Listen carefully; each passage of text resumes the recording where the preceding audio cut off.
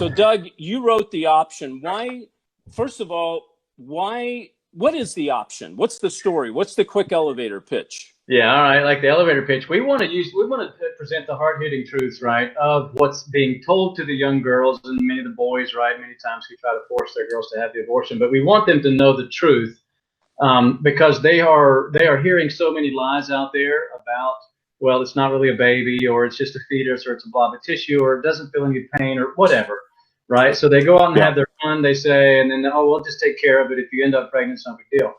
So we're trying to hit them with the hard-hitting truths so they can understand that it is a baby. It does have its own body. It does have its own heartbeat. I mean, even as early as 6 weeks, it's detected. And that baby has the right to life. So we're trying to present all of that through the option series. Right. And you in Georgia, the governor signed a bill, the heartbeat bill. Mike, Pastor Mike, are you on the line with us right now? I am. Yes. Okay. Would you explain the heartbeat bill? Because I know you've been involved in that. What the meaning of it? Yeah, it's just legislation that says that once a heartbeat is detected, that you cannot abort that child, which is exactly the way it should be. Okay. All right. Thank you. And Doug, you're in Georgia, and there's been Hollywood film companies and actors that's come against the governor there, correct? That is correct. Yeah, they're saying if he signs this, which he actually already has a few days ago, but they were saying to him if he did that, they were going to boycott the state of Georgia and no longer film here, which they say is going to remove billions of dollars from our film industry. Okay. All right. You want to hear the hypocrisy of the enemy? Okay. Hollywood promotes, they produce and they promote market films that show sexual promiscuity, that condone sex before marriage, sex outside the ring of marriage, homosexuality, sexual perversion. They promote it. They condone it. They make product to push it. And what happens is these young kids, these young girls, these women get pregnant, and then they want to come against anybody that wants to save the baby. Does that sound like insanity to you? Yeah. It does to me. Yeah. We've got a whole group there at the cast and crew, and we're going to go to them, Doug, in just a moment. But I want to bring on my special guest, and I'm excited to have her with us. She is the director of Alternatives Pregnancy Center.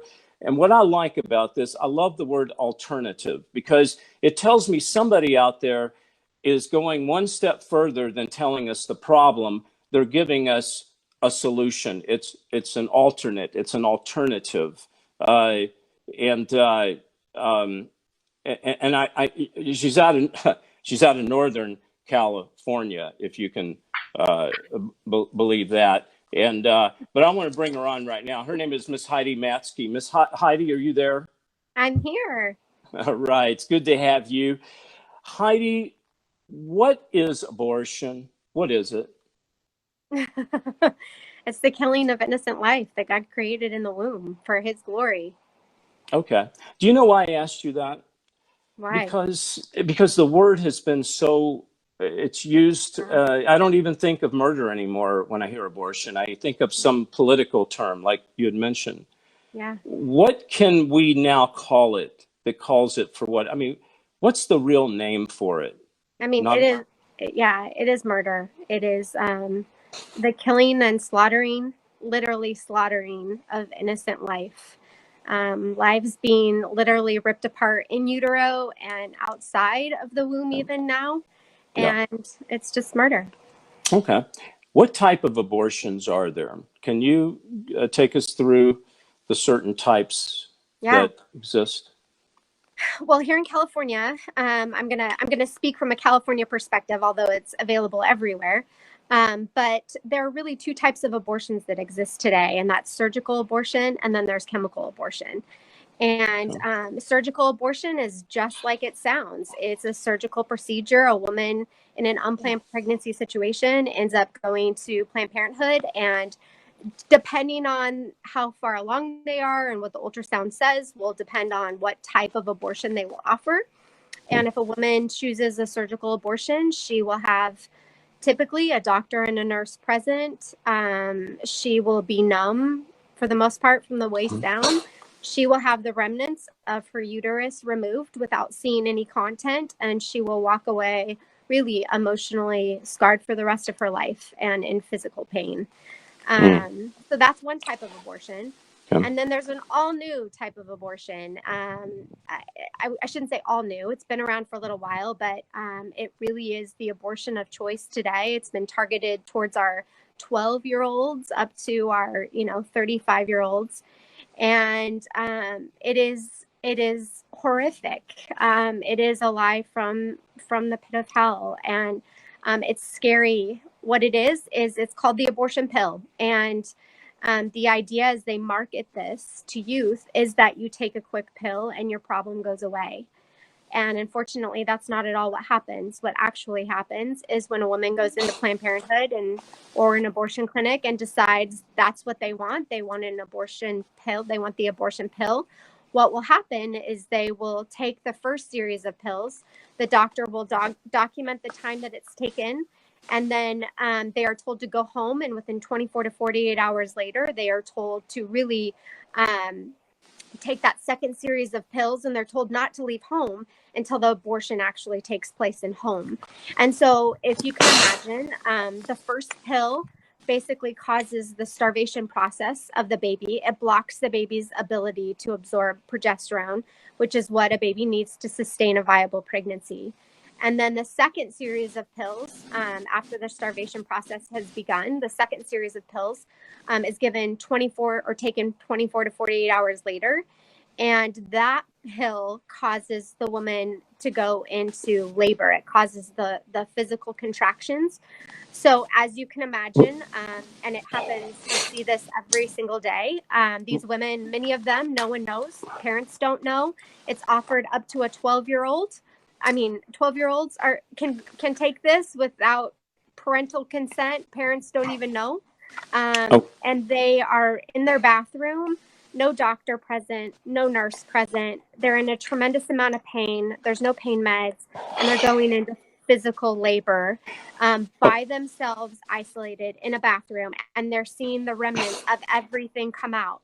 Okay. And many of them, go ahead. I'm sorry, Heidi. I have to interrupt you. I don't want to ask this Sure. question, but what comes out of them at that point, depending on the stage of pregnancy, is actually an unborn baby. I don't even say fetus. I want to say human being. That comes out of their body, and they see that.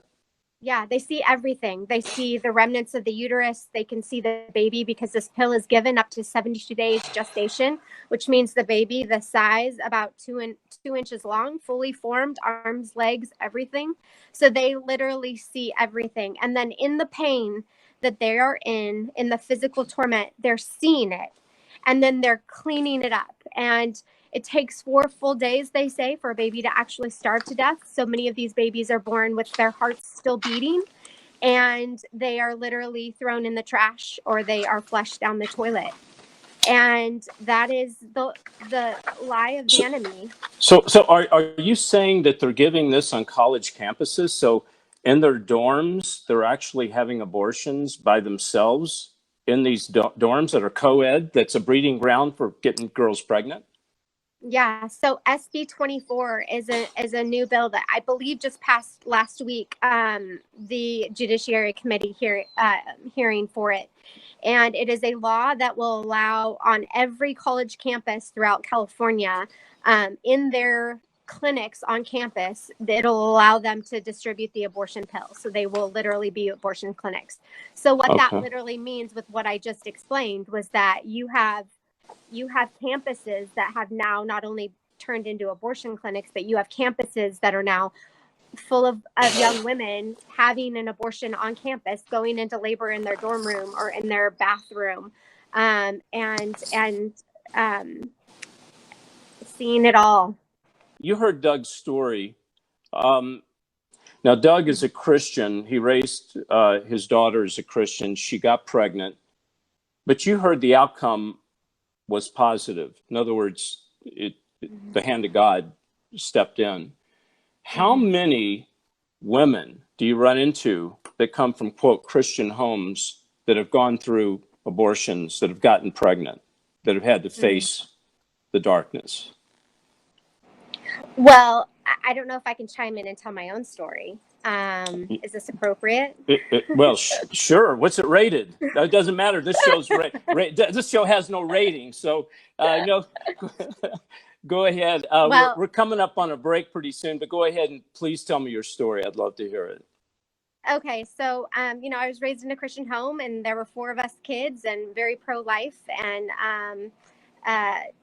my sister and I started the pro-life group at our school, our public high school. And her senior year of high school, she got involved with a man that she knew was not God's best for her, much like his story. Okay. And she broke it off with him in May, and she had a full ride scholarship to Point Loma Nazarene in California. And I was going to school in Arizona at the time. Long story short, the day we were leaving for college, we were packed and ready to go. She wasn't feeling well, and my mom said, before we get in the car and drive for 18 hours, I just want to make sure you're okay.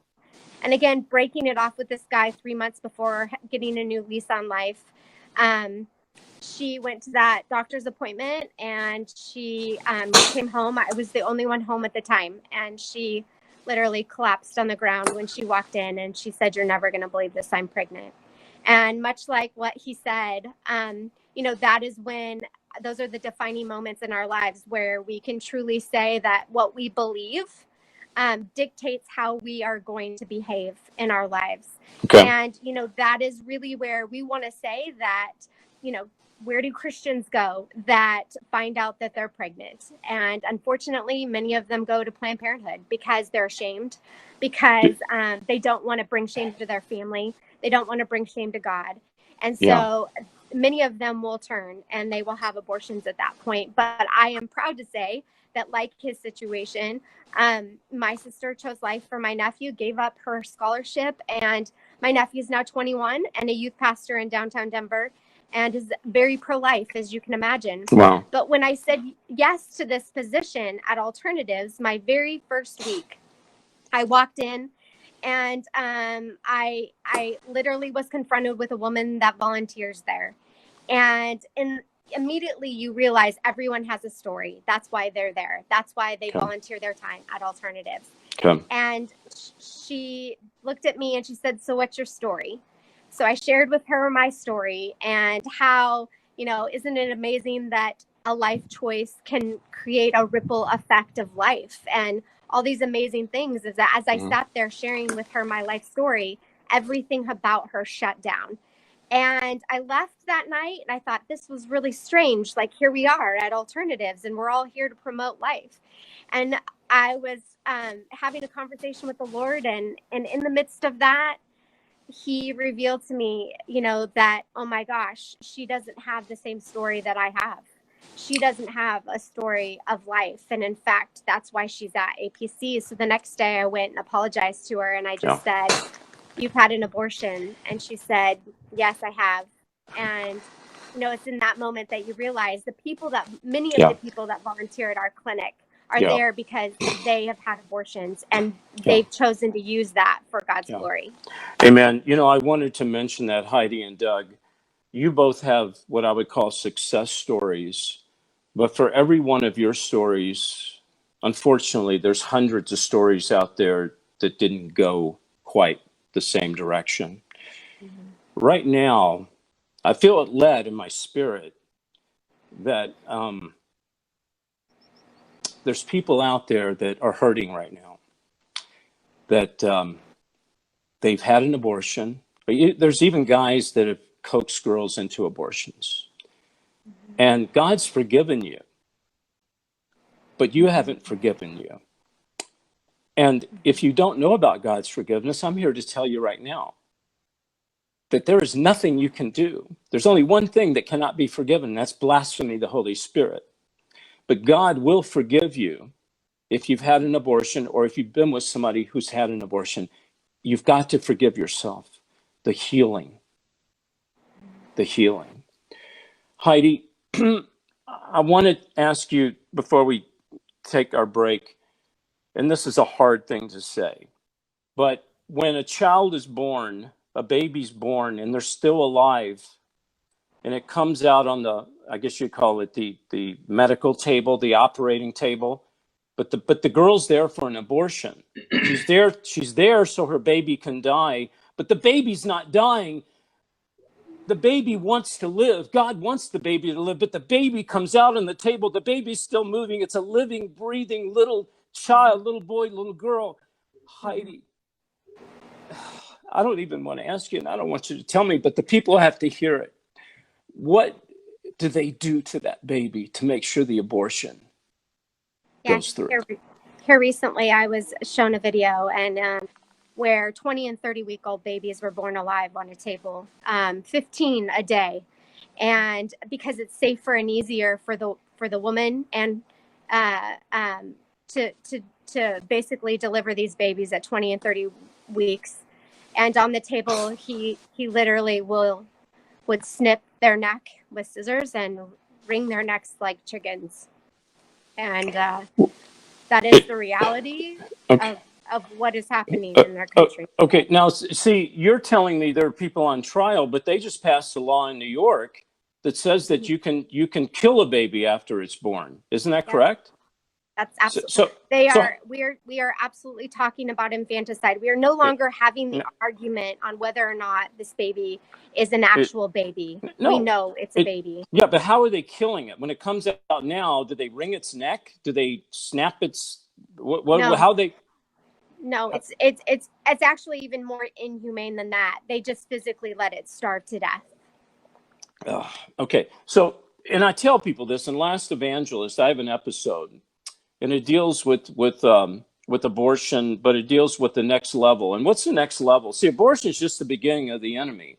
What the enemy wants to do is when the child is born down the road, 2-3 years old, they're going to come and say, well, we think we're just going to kill your child because he's of no value to society, or, for whatever reason. So this is just the beginning, folks, of what Jesus talked about in Matthew 24. We got to take a break. But when we come back, we're going to be talking to Doug STROUP and the crew at the casting crew at the premiere of The Option. Now, if you haven't signed up for davidheavener.tv, go there, davidheavener.tv. It's Roku. Sign up. You can do it on your computer. It's the only way you'll be able to watch it.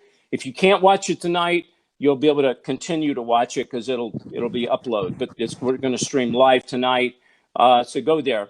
Now, when we come back, we're going to be talking to Doug, the writer, the cast and crew, and we're going to be talking to Miss Heidi, and who's the director of the Alternative Pregnancy Center. And when I come back, I'm going to ask her, what role does the church not play in abortion? And we're going to reveal to you the churches and the denominations in this country that actually supports murdering babies. Stay with me. How would you like to be part of an exciting new faith-based television series? Hey everybody, I'm David Heavener, and I'm making The Last Evangelist. I call it CSI meets the Book of Revelation. We're in the end times and people need to hear the truth. I'm asking you to partner with me. Go to lastevangelist.com, sign the newsletter. If God touches your heart, become a partner.